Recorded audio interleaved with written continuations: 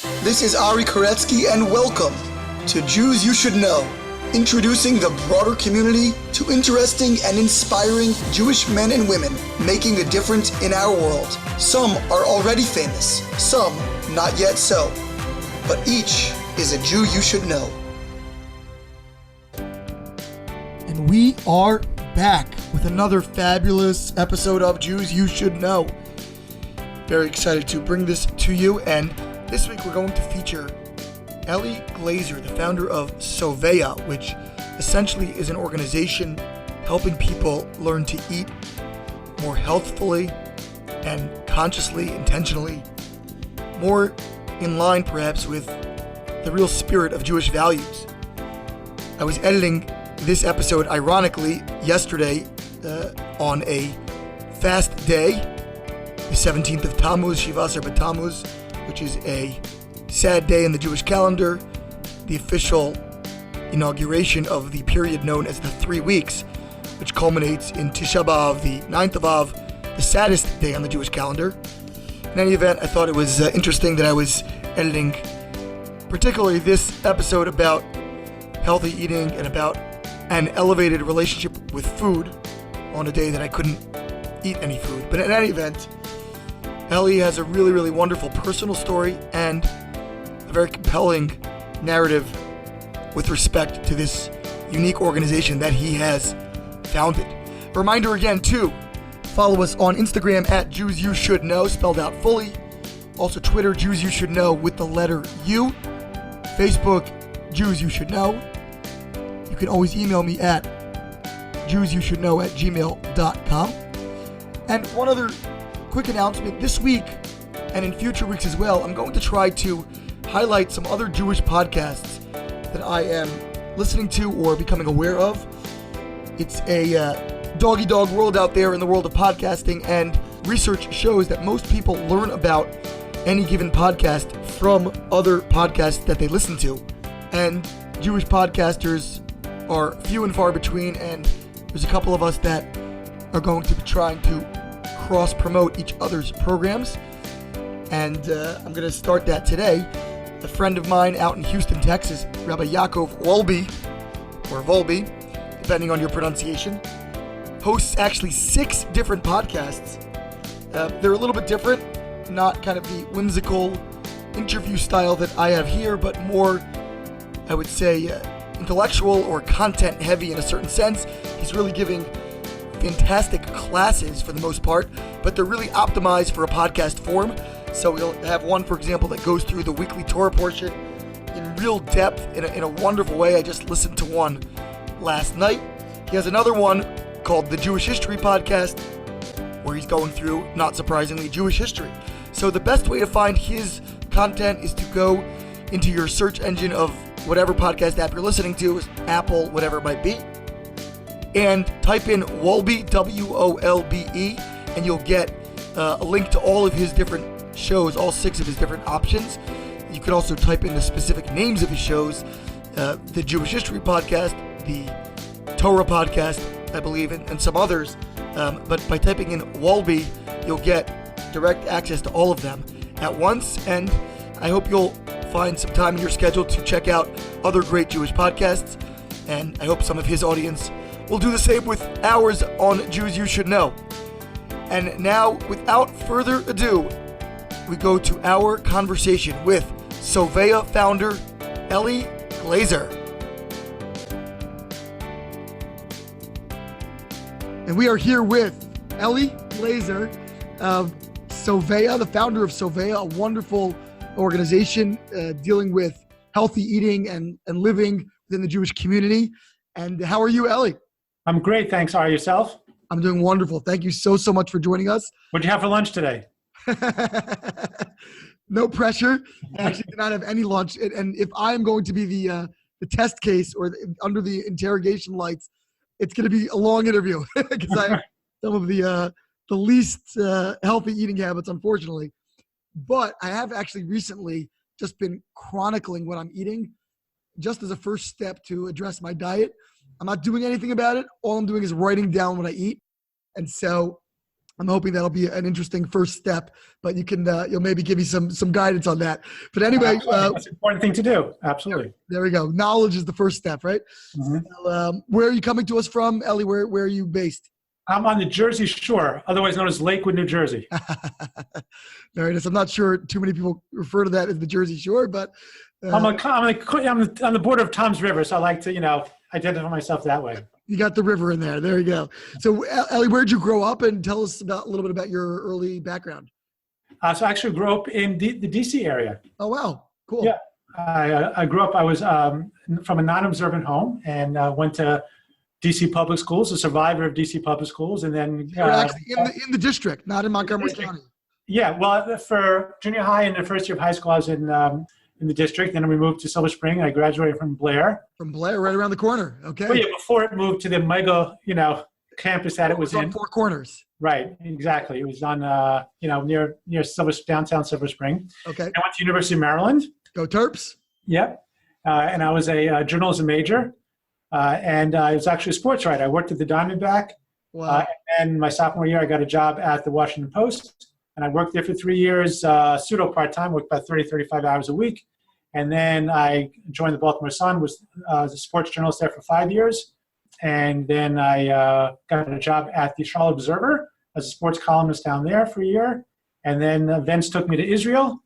And that's kind of where the first transition in my life took place. Wow. So now, what sports teams were you an early aficionado of?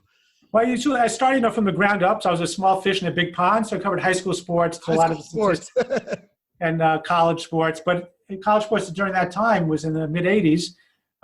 Dating myself, this Omer beard here, so the gray is growing in, much to my consternation.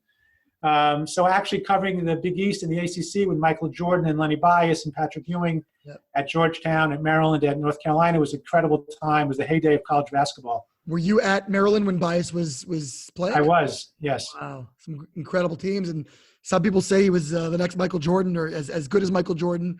And I imagine you remember his tragic and untimely demise. Yeah, it was a real tragedy, and the thing about him, without getting too sidetracked, that he wasn't a real drug abuser, and that showed just the way he tried just celebrating his getting drafted in the NBA, and he had some friends, and the quantity of the drugs that they did, it literally just blew his heart up.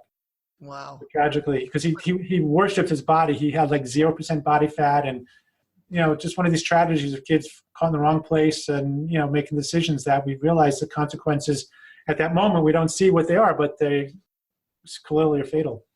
That was a heady time for college sports, and the Georgetown was at its height. You had John Thompson and all the luminaries exactly.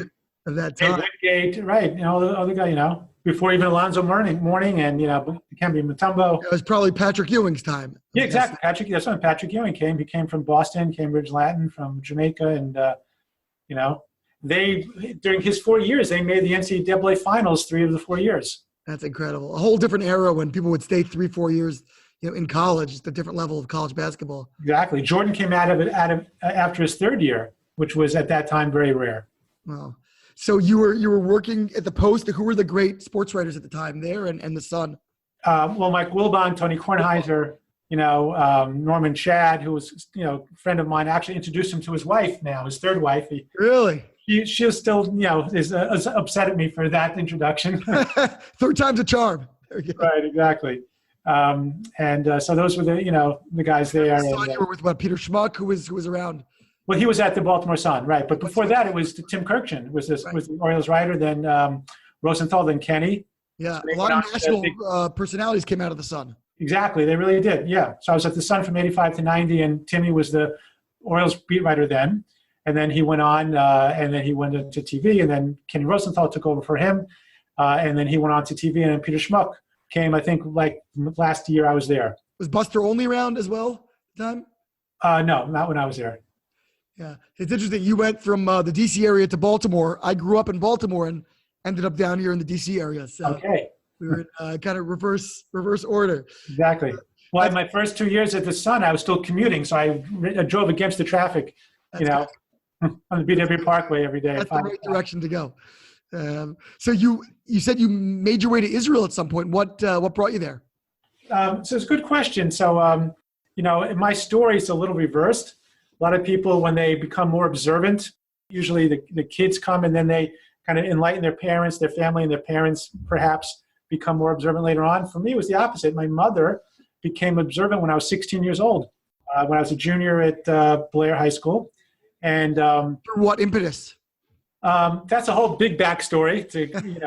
But she very unique. She just picked up an English translation of the Bible, started reading, started really connecting to the Jewish people, started really understanding and tapping into her identity, which she was a first generation, her parents both from Europe, and grew up in a kosher home initially, but then the normal, typical American assimilation.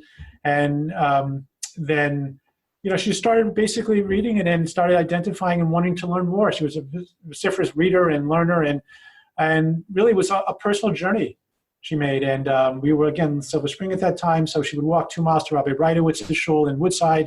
Sure. At that time. This was 79, he and Sally, and she became very close with them. And then she made Aliyah to Baltimore a few years later. And then she made Aliyah to Eretz Yisrael.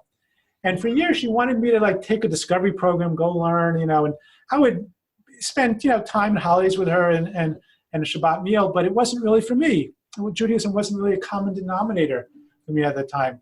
One really cute story is that, we had a good relationship, so I saw a peace and a happiness in her that I, was tangible. So I was very happy for her, but it wasn't something that was a real priority that spoke to me at that time. I was a 19-year-old kid. I had streamlined. I was, working. I was, in a significant job and career in journalism in the D.C., Baltimore area. She said, well, at least, come on, let's have a Friday night dinner. I understand you're in college, you're working, you're going to do what you're going to do, go out with your friends, but at least let's first have a Friday night dinner. And I said, fine. So she said, okay, this is what you do. You make Kiddush. So I learned how to make Kiddush, and she made a beautiful dinner. And said, you know what we do after that? We read the Torah portion of the week. So, okay, so I said, fine. How long is it going to take? So 20 minutes. We sat down, and then we had, this was before Art Scroll. So we had the Aryeh Kaplan Living Torah. Sure. And we sit down, we'd read the portion of the week. And okay, that was fine. And after that, I would go get my coat and go out and go with my friends a typical Friday night. So we did this for several months, and as it went down, and in my mind, the back of my mind, I had this date on the calendar kind of circled. And as the months were approaching it and the weeks were approaching it, and we finally got to this date. It was a Friday night. And so, okay, so we, Friday night came, and I made the Kiddush, and we had this, she made a delicious dinner. And she proceeds to sit down in the chair where she would normally sit down. And instead of me sitting in the couch where I went to the closet to get my coat. And she looked at me, she said, Ellie, what are you doing? It's now we're going to read the Torah portion of the week. I said, no, Mom, we're finished. It's been a year. We did the whole book. Keep a track. Exactly. We did a whole year. And she looked at me like, no, you do it again. Sing it again, Maud. I said, no, you don't. I'm not going to do it again. I'm finished. I read the book. I'm good to go. That's great. That's terrific.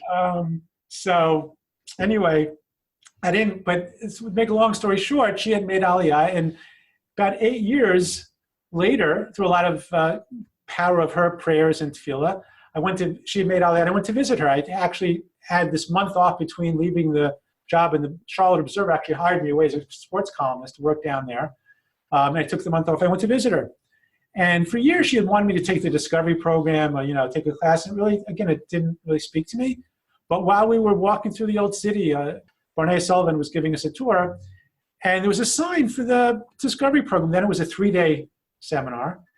And something inside of me said, okay, I'll take it. So I took it. This was in March of 1990. And it really opened my eyes to the fact that, maybe God does exist. Maybe that there is a design to Jewish history, that the Torah is true, and it's something to take seriously. And I didn't stay, even though the Rosh Yeshiva, Rabbi Noah Weinberg, blessed memory, tried to, come on, stay a little longer. No, I went back. I had a job. They flew me out. I had this career waiting for me. But that was really the first seeds that were planted. And then in Charlotte, North Carolina, was the first time that I observed Rosh Hashanah and Yom Kippur at the Chabad house there with Rabbi Yossi Groner and Benjamin Weiss, the two who are still there, the shluchim there. This is in the summer of 1991. And 10 months later, I made Aliyah. The picture of myself at the Western Wall and at the Sea of Galilee was speaking to me. And I said, I've been doing the sports writer for 8 years. Maybe there's something more to life than 3-point shots and, in first downs. And I decided to make Aliyah, and I wanted to become a foreign correspondent because at that time, the first Gulf War had just begun. Yep. Operation Desert Storm. The and I actually went there, and I was a war correspondent for Night Reader Newspapers, who was the chain that owned the Charlotte Observer. So I actually made Aliyah in January 17th of 1991 and hit the ground. And my first headline was Baptism by Fire, because I got my gas mask, and the first scuds fell 3 hours after I got there. And I wrote from the Jerusalem Bureau, and I did 6 weeks of war coverage. And I figured I'd stay in yeshiva for like 3 or 4 months to get a background. I was 27 years old at that time. I figured it was time maybe to settle down and become a husband. I needed to know what it means to keep kosher home, to keep Shabbos. And so I said 3-4 months. That was kind of my initial projection. Well, 5 years later, when I come out, I got smicha, I got my rabbinical degree, and really I was a kiruv rabbi, an Isha Torah kiruv rabbi for 12 years. Where? 5 years I was in Yerushalayim, and then 7 years in America, 2 years in D.C., Potomac. Oh. I worked with Steve Bars. East Rockville? Yeah, right. Then we were in Potomac, and Who was there? Tom Myers at the time? Who were you with? Tom Myers started it, and then he left, and then Chaim Sampson. Yeah, Steve Bars. So Steve Bars was there, and I was his educational director. And I was there for 2 years. And then I took the job of the executive director for the New England branch in Boston. I was there for 5 years in New England.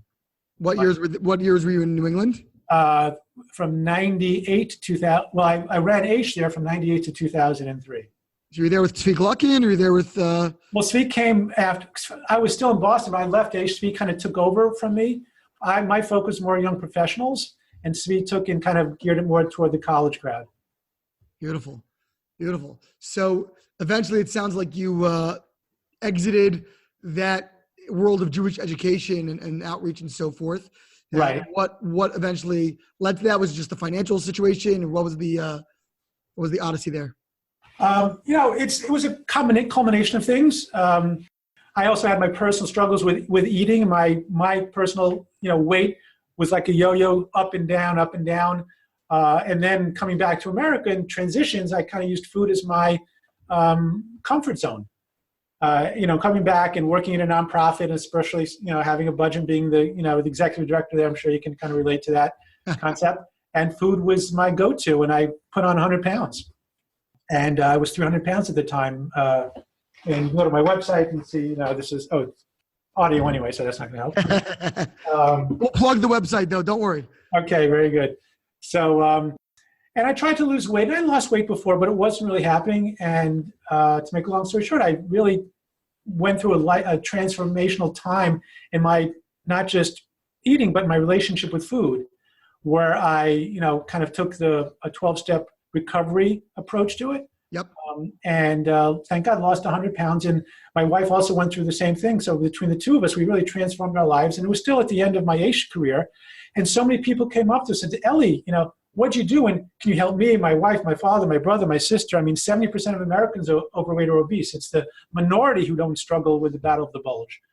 And we were just inundated with it. And we saw that there wasn't an organization in the Jewish world that was really focusing on not just weight loss, but healthy eating and the Torah obligation, the Jewish obligation to really take care of ourselves, specifically within the realm and the lens of eating. So we founded Sobeya.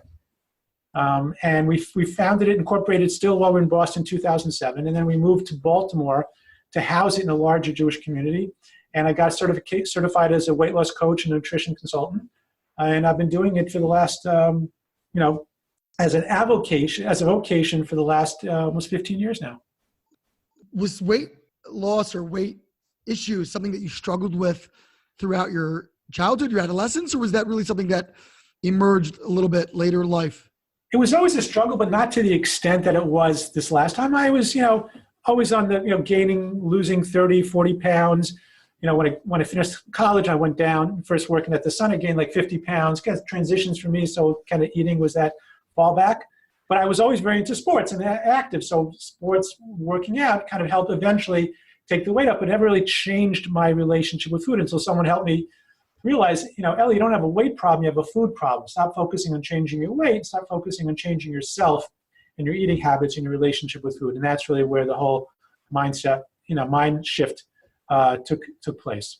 What was the highest weight levels you got to? And 300 how would you say that it impacted your life? I mean, significantly. I mean, besides being called big guy under the basket, I mean, I was morbidly obese. My life was, my numbers at that time were fine, but you're ticking time bomb. So even though my blood pressure wasn't, over 200, my cholesterol and my, blood sugar wasn't alarmingly high. It was a ticking time, but certainly my activity, my shortness of breath, but not only that, physically, just emotionally, because I knew what I was doing, and no one likes or enjoys, there's no jolly fat people. People can put on a veneer because they can put forward a front. At the end of the day, when you're living with just getting up in the morning with the backaches and the knee pain and seeing yourself in the mirror and coming out of the shower, it's not a pleasant experience. So living with that constant remorse and regret and understanding that it's a self-inflicted wound. No one did it to me. No one ever tied my hands behind my back, put a stick in my mouth, and shoved the food in my face. Those were choices that I made, even though at that time they were delicious and good, but really it was were very inappropriate behavior. So besides just the physical toll that it took, the emotional toll, and quite frankly also as far as credibility goes, I had students, again, I was in care here. I was trying to tell people to, rise above the mundane and commit themselves and think about a life of, they would say, the Torah is just too binding and too restricting, all these mitzvahs. And said, no, it's enabling for you. And then, to look at mitzvahs not from a place where they're burdening us, but from a place that it's it's an opportunity for us to grow and to prioritize. And the more we mature, the more we prioritize and make choices that we feel are in our best interest, even if they require some effort. So here's what I'm trying to teach people and enable them. And, the guys would tell me, Ellie, I don't understand. You have such discipline in your life. You daven 3 times a day. You only eat kosher food. You keep Shabbos, but you can't get a handle on your hamburgers. So I said, the question is better than the answer. They were right. So that also impacted my credibility, which is, again, is what I do fast forward. I'm still in the Jewish world. I'm more in reach than outreach. Well, I do work with non-observant, but a lot of observant people. And I work with a lot of educators and outreach professionals who are in the same boat and realize that same conflict and help them through gaining that credibility internally as well as externally. Now you mentioned, I guess, your first stop in this journey to find a better way was Overeaters Anonymous, OA, which is a 12-step recovery program. How did you learn about it? Why was that your destination point? And what did it teach you? Well, it was a community of people who had success, who were taking their eating behavior seriously. It wasn't a diet. I'd done a bunch of diets and, weight loss programs and weight loss pills, which is nothing more than legal amphetamine. It didn't make me lose weight, just made me eat faster. But so I saw it, and it was also focusing not on the weight, but focusing on the eating behaviors and the relationship with food, which resonated with me. But also there were people that had that success. So that's kind of what was my initial gravitation toward that. And how did you know about it? And did somebody just recommend it? You try it out? And yeah, I'd seen people. Right, I had people who I'd seen had success with it, and decided to go into to look at it. You mentioned that you had not a weight problem, but a food problem. That's, I would imagine, one of the mantras of OA. And what did you kind of learn about that? And speak a little bit about what that actually means. Sure. So I'll give you an example. Anytime you want a long-term solution to any problem, you have to identify the core issue and apply a remedy to that issue. So let's take an alcoholic, for example. Let's say call him, Jim. So Jim is an alcoholic. So there are 2 possibilities as to his core problem. One is he's drunk all the time. Another possibility is that he is, has a dysfunctional relationship with alcohol. So let's assume for a second that his problem, that he's drunk a lot. What remedy can we apply to someone who's inebriated that will alleviate that? And let's see if we achieve a long-term solution. So the classic way of making someone sober if they're drunk is putting them in a cold shower. We give them a pot of black coffee. So let's say he drinks that pot of black coffee, goes in that cold shower, and he comes out of the kitchen or comes out of the bathroom and says, I'm sober. Therefore, I'm cured and it'll never happen again. You don't need to be an addiction counselor to know that he's fooling himself. He got rid of that inebriation, but he didn't achieve a long-term solution. So therefore, his inebriation is not his problem. His problem is that he has a dysfunctional relationship with alcohol. Put him in a recovery program or some type of, a medium for that, and we'll see a long-term success.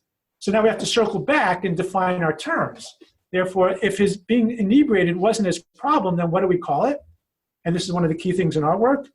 It's not a problem. It was a consequence of his problem. Now, by no means am I belittling the consequence of being drunk. It's a deadly and a serious problem, but it wasn't his problem, it was his consequence, right? So now let's focus. I thought I had a weight problem, which was certainly a legitimate thought because I was 300 pounds and morbidly obese. And what did diets do? They make you lose weight, the crash diet. They're like cold showers and pots of black coffee. And I lost 50 pounds on Atkins. I got that thing to be purple for a while, and I won't mention anything go further than that, But I put it right back on because, but they're all focusing on just, until someone said, Eli, Hacham, wise guy, you don't have a weight problem, you have a food problem. Meaning I have a dysfunctional relationship with food, and a consequence of that is weight gain. So therefore, stop focusing on the consequence, stop focusing on the problem, and you'll achieve a wonderful benefit, which is weight loss. What's the way to attack that? How do you deal with a more foundational problem of food? So first you identify your terms. What's the definition of a healthy relationship with food? Why did God create food? What's its purpose in life? So the purpose of food is one function only, to fuel us. It's fuel for our body. You put gasoline in your car to fuel. You can sit in a wonderful car. It could be like a luxury Jaguar with leather seats and warm individual heated compartments and these big tires, but if it doesn't have the right gasoline, it's not going to go anywhere, right? So the function of fuel is to power the car. The function of food is to fuel the body. And we put together a whole paradigm, what's called QQT, a healthy relationship with fuel, is the right quality, the right quantity, and the right timing. So the first thing is to understand how you have to nourish yourself, which I didn't know. I knew how to, indulge myself with food. I knew how to reward myself with food, to comfort myself with food, to escape with food, but I didn't know how to nourish myself with food. I really didn't. And I wasn't a stupid guy. I mean, I got smicha. I wasn't the top of my class. I don't want to misrepresent myself, right? But, I'm not a stupid guy, but I didn't know how to nourish myself. I didn't know, what were the proper foods, the right amounts. The information was out there. I just never accessed it or never really cared to. So that's the first thing you have to understand. You have to have a proper food plan to understand what your body needs. And the second thing is now diagnosing, I'm going to have feelings. Like, what's the difference between hunger and appetite? My hunger is going to be satisfied. My nutritional needs will be met. My energy will be satiated. But I'm sitting down, let's say 6 ounces of meat is the appropriate amount that my body needs. But I'm sitting down to a 10-ounce steak. When I finish that forkful, that's the end of the 6th ounce, what's my body want to do? Eat the next ounce and forth, So I used to think, just because I'm hungry, just because I want to eat, my appetite's engaged, it must mean I need to eat. Wrong. I need to learn to, satiation is not necessarily an organic feeling. It's a learned skill. And that cutoff switch in some people works kind of regularly, but a lot of us, it's either delayed or it's broken. And for me, I'm quantitatively challenged. I would just eat until I was physically, stuffed. I would never supersize because I would always order in plural, 2 of this or 3 of that. So quantity was for me the value of the meal as much, if not more, than the taste of the meal. All you can eat buffets were my home away from home, because I always valued that, and because I had such a ravenous appetite. I wasn't like a big sweet tooth person. I mean, I wouldn't turn down a piece of cake, but I was like bucket of fried chicken. Go to Max's. Max's Deli was my, I don't use the word, but was my house of my choice of. And Max is great, and it's great. They serve great food, but for me, the fried chicken with the beer battered onion rings and the fries, that was my staple. What do you do now to address those same feelings? In other words, whatever food is providing you, what did you learn to replace it with? Great question. So the first part, as far as the physical, I taught myself the skill of satiation. And it's uncomfortable, right? That to want to eat more and not to act on that. That's called maturation, right? Just because you're in the middle of an enjoyable experience, there's nothing wrong with having that desire. it just doesn't mean it's the right choice to make. I'll give you an example. Let's say you have a 6-year-old daughter named Miriam, and she's out in the summer playing with her friends, having a great time. And at 6 o'clock at night, her mom calls her in. Miriam, it's time to come in for dinner now. What's your first reaction? No. Why? Is she a mean, brat? No. She's playing with her friends. She's in the middle of an enjoyable experience, and she wants to perpetuate that fun time. It's a perfectly normal and natural reaction. But left to her own devices to act on that momentary feeling, what's she going to do? She's going to stay out to 6:30, 7:30. She's going to come home late, miss dinner, not shower, not get enough sleep, be cranky the next morning, and not do well in school. So the loss will far outweigh the gain. So Miriam needs external boundaries and guides to help her make the right choice. Because just because she feels like doing that doesn't mean it's the right choice for her to make. So that's what I needed, right? Just because I enjoy food, and there's nothing wrong. I mean, God put taste buds on our tongue to enjoy the act of eating. But just because I'm eating something doesn't necessarily mean it's the right choice or the right amount for me to have. So I need to have external boundaries to accept that. Why did you feel like you needed to start an organization? It sounds like you really went all in on this experience and, you created a whole new organization. Why wasn't OA enough? And as you had this wonderful worldwide fellowship and, just refer people there, it's free.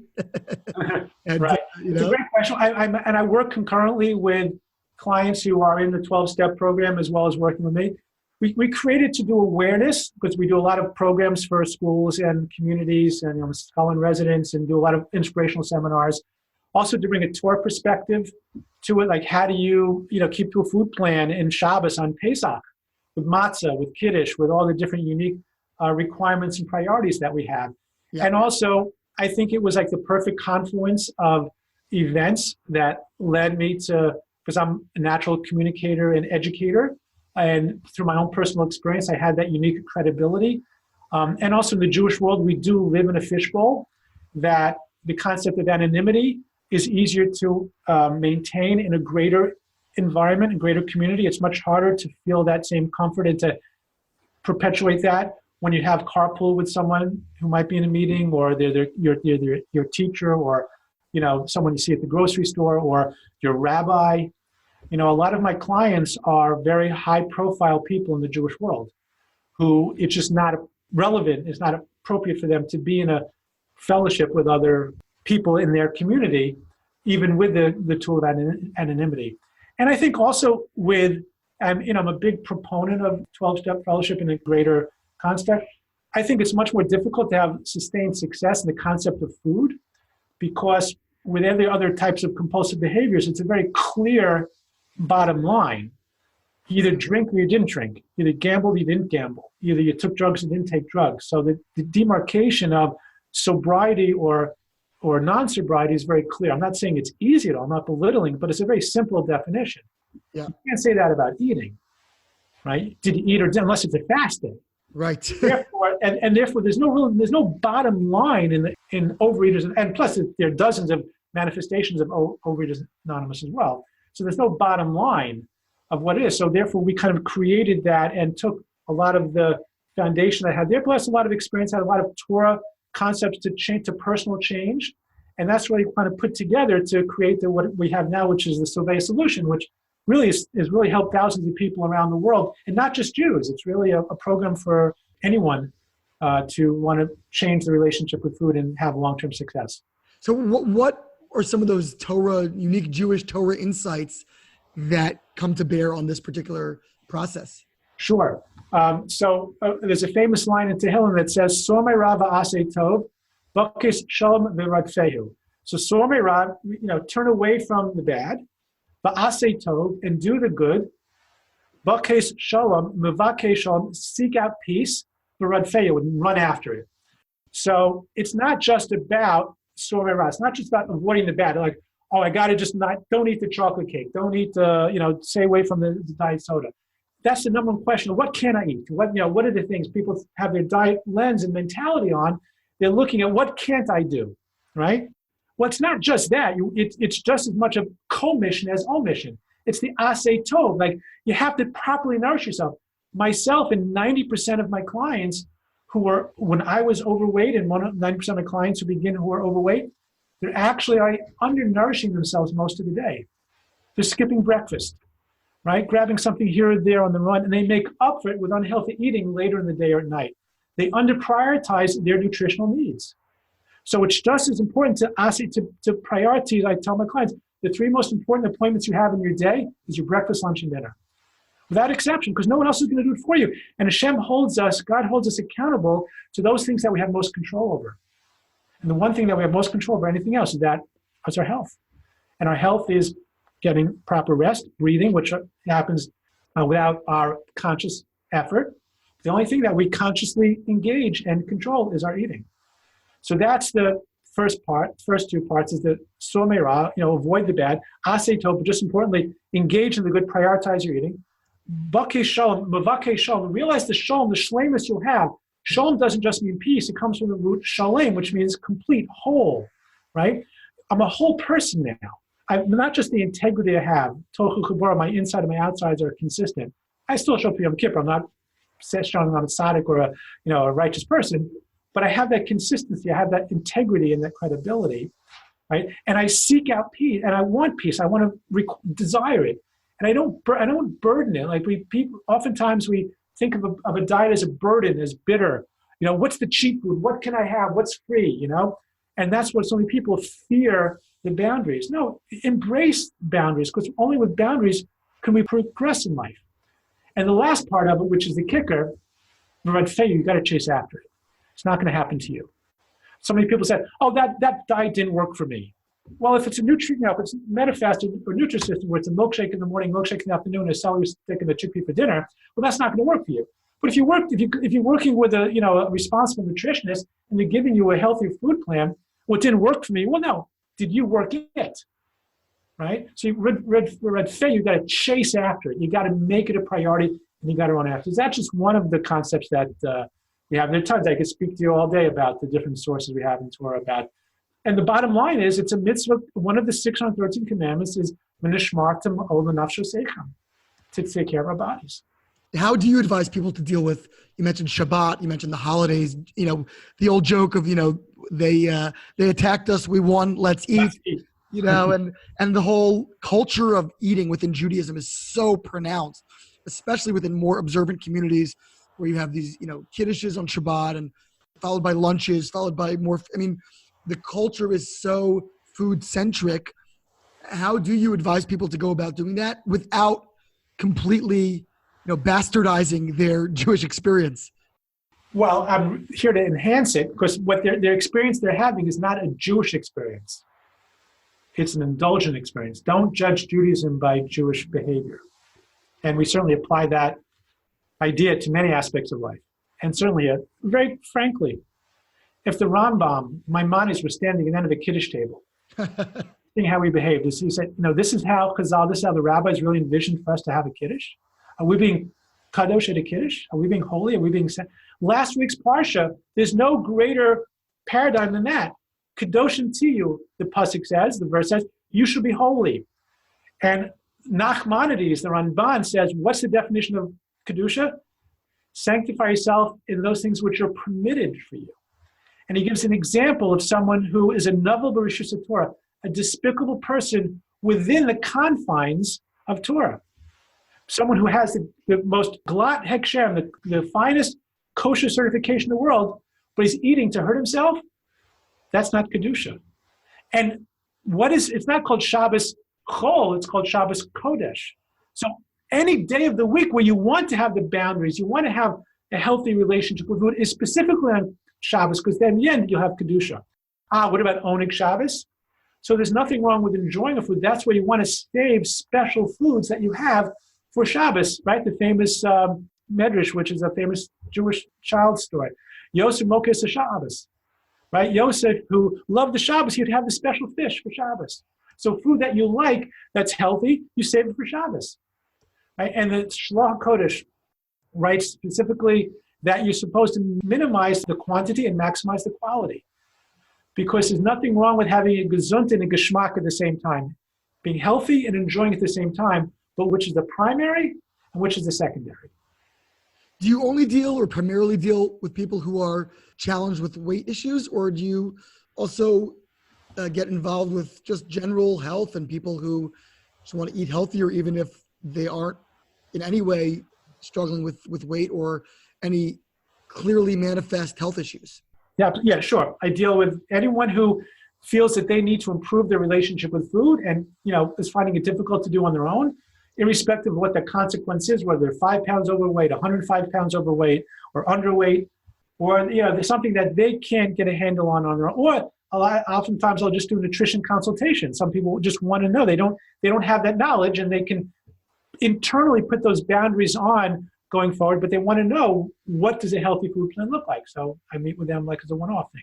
But most of it's coaching, video conferencing. Nationally, I have clients all over the world, individual one-on-one, as well as the group. We have a lot of online group that we run, and also in person in the New Jersey, New York area.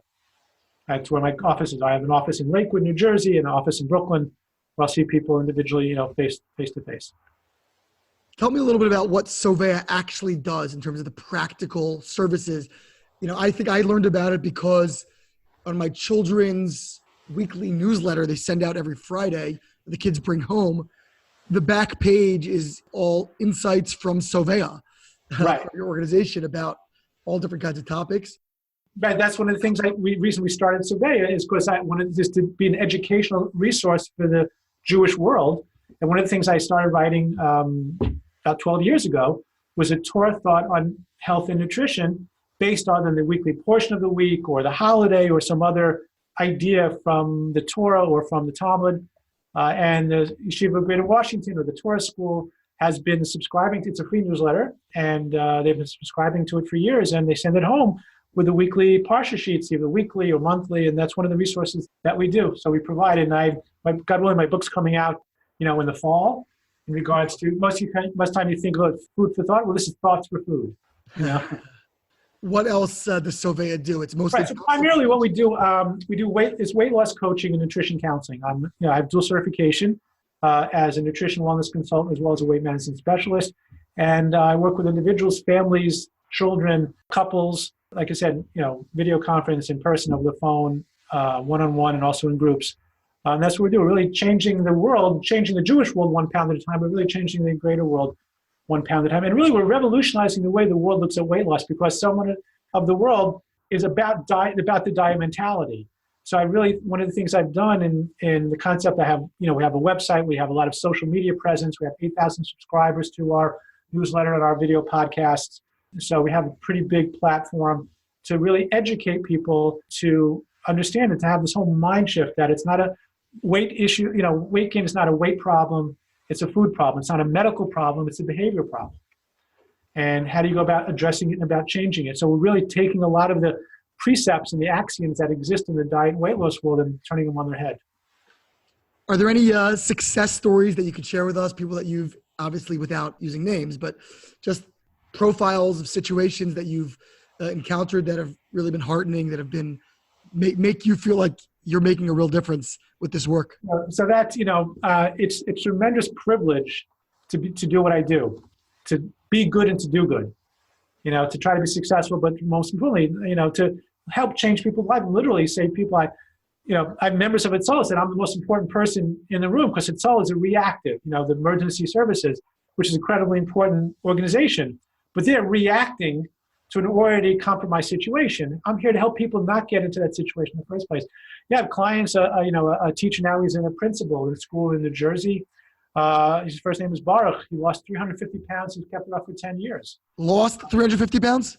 I'm sorry, he was 350 pounds. He kept it off. He's lost 150 pounds, and he's kept it off for 12 years now. And just one of many, thank God, people that have had it. And again, it's not just the physical recovery and change and regaining our health, because really that's what weight loss is. It's not changing your body, it's regaining your health. And it's not just the emotional recalibration and maturation spiritually. I mean, God gave us our bodies to take care of. There's no greater collateral that God gave us for our souls to take. And if we're abusing that, and all the time that we're acting in conflict with God's will for us, well, as a spiritual person, that's grating on you. But when you consistently act in a way that's in concert with God's will for you. That's incredibly enriching and elevating. And helping other people achieve that is a great opportunity, and I feel very privileged to be part of that. Ellie, tell us a little bit about where people can learn more about the organization, how they can get involved, if they want to engage some of these services, or where they can just learn and read and so forth. Sure. One address, our website, Soveya.com. It's Soveya. S is in Sam, O, V is in Victor, E, Y is in yellow, A, Soveya.com. Everything to sign up for our newsletter, our free download report. Right there, you can go to our social media platforms, more information about our weight loss coaching. Just what's the origin of the name Soveya? So it's one of the verses in the Torah where we have the Birkat HaMazon, the benching after the meals, the saying the blessings after the meal that says, V'yachalta v'savata v'rachta. You shall eat, you shall be satisfied. So the word Soveya means to be satisfied. To learn to satisfy yourself. And we said that's what we want to say. Satisfaction is the greatest blessing. And contrary to what the Rolling Stones said, can't get no satisfaction. Well, you certainly can when you work with Soveya. Amazing, amazing. Well, Ellie Glaser, it's an incredible personal story, personal journey. It's great to hear the amazing work that someone from my area, my neck of the woods, has Go Terps. done. Go Terps, baby, you got it. And we really thank you for spreading this message and for helping to introduce healthy eating, but more importantly, healthy living and spiritual connectivity to the Jewish world and beyond. Ellie Glaser, Soveya founder, thank you so much for joining us. My pleasure. Ari. Thank you. This has been Ari Koretsky on Jews You Should Know. Please visit us at JewsYouShouldKnow.com and subscribe at iTunes, Stitcher, or wherever you consume podcasts. Find us on social media at Jews You Should Know. If you'd like to become a supporter of this podcast, we would greatly appreciate that, and you can do so by visiting patreon.com. That's patreon.com/Jews You Should Know. Finally, if you have enjoyed this podcast, please leave us a review so that we can continue to grow and introduce many more people to Jews You Should Know.